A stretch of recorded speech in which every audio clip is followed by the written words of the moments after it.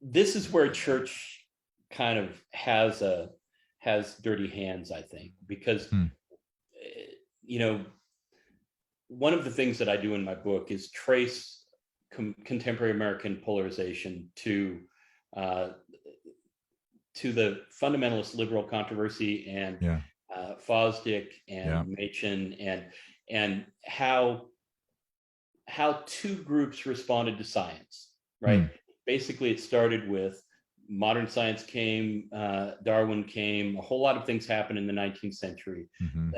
that challenged some of the things in the views of some Christians, challenged biblical truth, Yeah. biblical sort of literal truth, Right. and they responded differently to that, right? Yeah. But what I don't do in the book, or I do a little bit, is go back to early in Christianity. Hmm. Because if you try to count the verses in which Jesus condemns somebody for what they believe, you end up with a tiny little bit, Hmm. right? Hmm.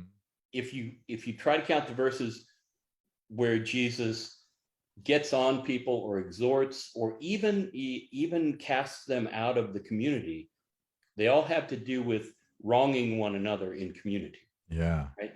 So Right. for Jesus, if you just count the number of verses and the sort of just the ethos of Jesus, community is here and orthodoxy is here, right? Wasn't very long though before that got inverted, Yeah.